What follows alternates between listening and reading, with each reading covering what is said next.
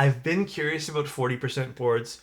When Chosfox asked if I wanted to look at the Geonix Rev 2.5, it looks good on paper. I haven't opened it up, but it is a little like plank style or planche or whatever it's called style board. I think it's super niche, but the price seems pretty good for this, all in, fully assembled.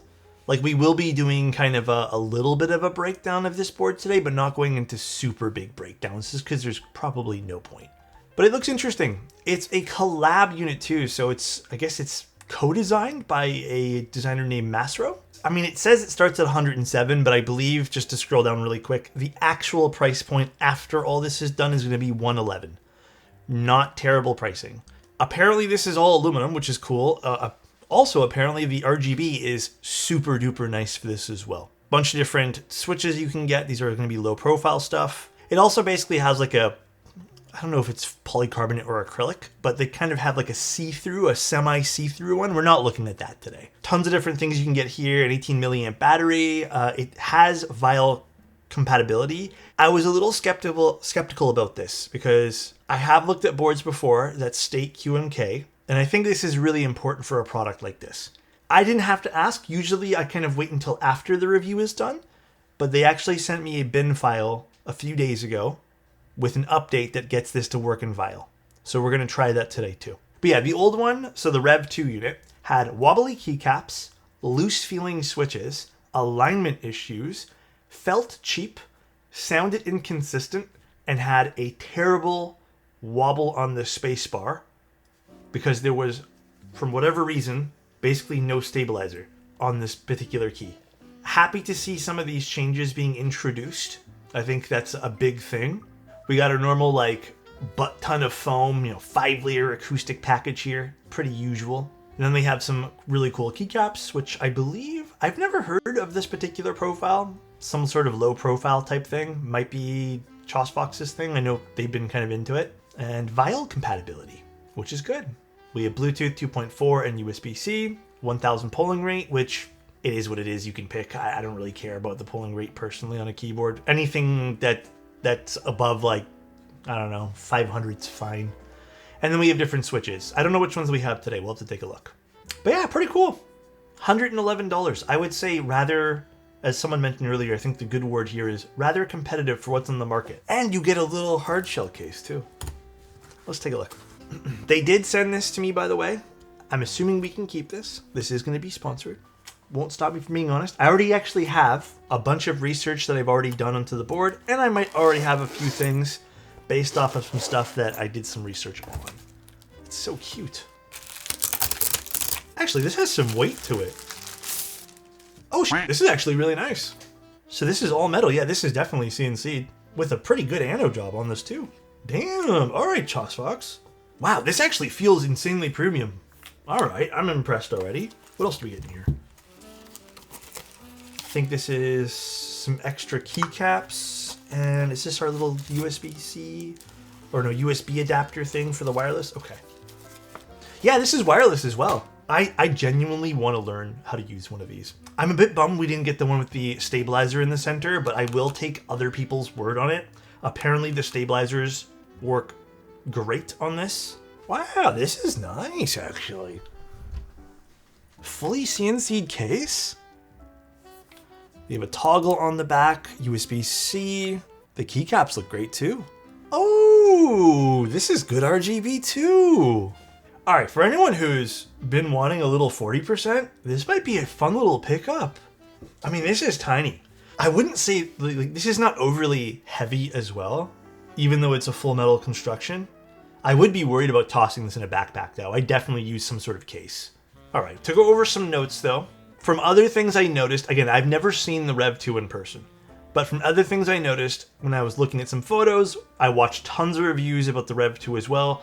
This seems to have, obviously, the added stabilizers, which is stabilizing your keycap if you get the 2U version.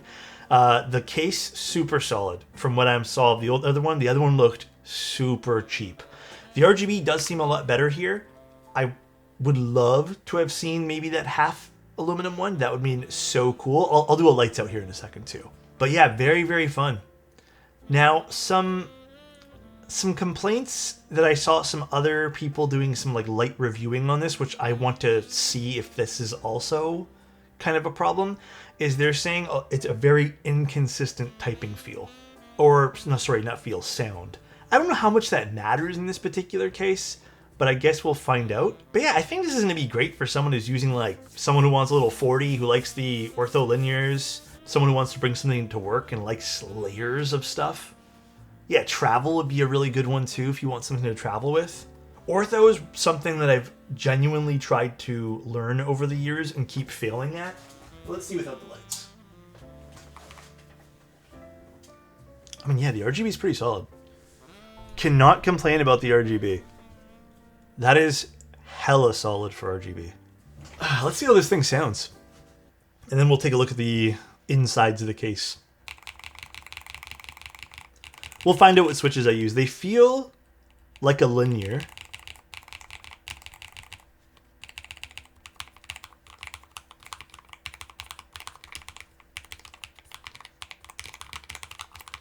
You know what? It sounds fine for what it is.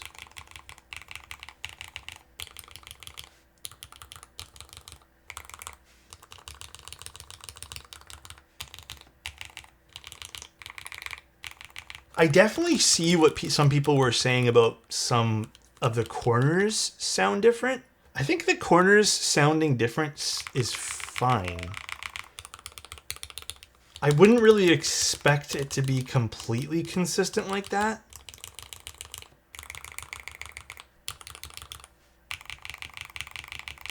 Yeah, I think that's fine.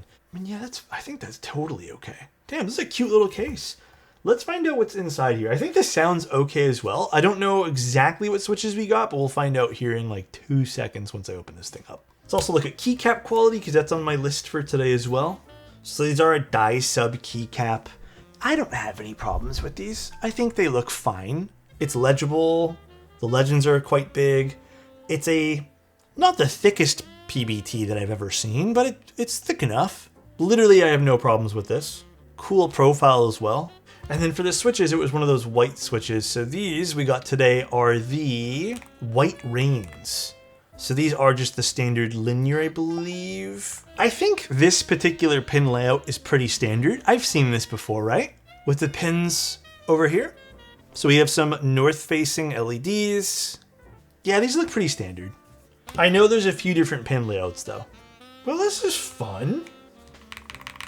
I am glad that, I think the major thing that is impressive about this is I mean, if you look back at the other one that they released, this is like a total revamp. This is a huge upgrade.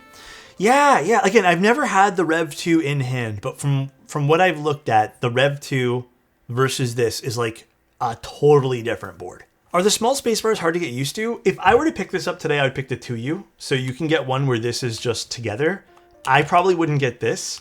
The small ones. So in my journey of trying ortholinear, I actually had a 40%. A few of them actually that I've tried. I stink at using ortho. I really badly want to try. Maybe this is going to push me to try more. But I've always opted to get a larger spacebar. I have tried doing the single keys. I stink at these. I'm terrible because I end up sometimes like I don't type, normally. So a lot of the times I end up like at a different key and I lose where I am. I think this is more than just like a 0.5 iteration to the board. I kind of feel like this is a huge step up compared to the 2.0. I would like to see a staggered version. I would also like to see even a non-low profile version of this board, just as like for someone else to have this without low profile, because low profile is kind of tough to shop for sometimes. But I mean, like in its current form, I really do like this. But yeah, it is nice to see a company actually looking at their 2.0, like the last product, and actually improving on it. I have to give Chosfox some credit here. Like, we don't always get to see this with brands. Sometimes they make a product, it doesn't do well, and then they just kind of give up. So it is nice. The case design is really pretty too. Like, this is a huge step up from the old one. I wouldn't say huge, but there's still quite a large subset of people who love tiny little travel boards like this. People who like little 40% with like an ortho layout. I have a bunch of friends who like Love these things. But here is the size of it compared to the Manta. So it is quite tiny. I'm genuinely going to try to use this. Cool though. Again, to go over all the notes that I wrote, let me just write everything here. Improvements that I found. Apparently the case, and I don't know the weight of the old one versus this one here, but apparently from a lot of reports, the old one felt very cheap. This is a much more dense case now, which is awesome. The added stabilizers for people who pick up the 2U. The price point is still phenomenal for this at now it's $107, but it will be $111. Better RGB from what I saw on the old one. Stabilized keys, so the switches themselves or the keycaps, one or the other, again, can't really compare at the moment, do have a better alignment / not as wobbly feeling. In fact, I would say there's realistically no wobble that I can feel at all, which is great news. The old one sounded inconsistent. This still has some minor inconsistencies. But like, I mean, I think realistically from building hundreds upon hundreds of boards, you're going to get that around the edges of keyboards. There's no way around that. Even with an O-ring mount, they're still going to sound different. So I don't know if I agree with some of the inconsistencies that I saw a few reviewers for the 2.5 have. I think that's just bound to happen. So, but yeah, cool. Chosfox, really cool job. If you guys were into a little 40% board, very fun. The Ringy's fine, just don't expect to get much modding potential out of it. Should I take this apart really quick? I kind of want to see inside. I want to see what they've done. Okay, I don't know if I need to unscrew all these Phillips head screws. However, I'm going to comment on this. I know this is not a super duper expensive keyboard, but like, I don't know why people continue to use Phillips head screws in the keyboard world. I know it's really common, and I get there's that aspect of things, because I did receive that note one time as well, that it's just a screw head most people have. But I do feel like the better screws are still going to be something like Hex or Torx. And I feel like most people most likely have access to those anyways. Yeah, you can definitely tell the plate is more supported because of the foam, for sure. Actually, this is a really nice... It's screwed down to the bottom of the case, but you'd never notice that. Throw a 50-cent Allen wrench in there. Exactly. It just adds to premiumness of a product for me. But again, I know it's just having another thing. Not even 50 cents, honestly, for real. All right, so yeah, okay, exactly what I figured. We have a little bit of a foam stack with a non-adhesive piece of foam. I really appreciate that.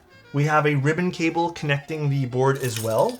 You know what? I genuinely really appreciate this. I feel like this is already a better setup than a lot of people doing custom keyboards. We have our daughter board over there, which is a custom proprietary daughter board, but that's fine. Obviously, we have to house some of the wireless stuff and the toggles, which is great fun. And then we have a small little foam stack in between. We have some hot swap sockets. These are Kale, it looks like, Kale sockets. I can tell by the death traps at the end here. It doesn't have underglow diodes that I can see. I'm pretty sure these are all just per key RGB. So I'm pretty sure the RGB is coming from the top only. I would even say this is a substantial length for a ribbon cable too.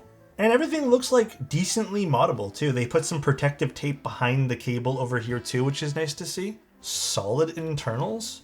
I mean, like, you're not gonna get a gasket mounted to this. There ain't no way. This is a tray mount only. Yeah, I would say ribbon cables are perfectly adequate, if not almost necessary for something like this. I'm happy with this. Internals look fine.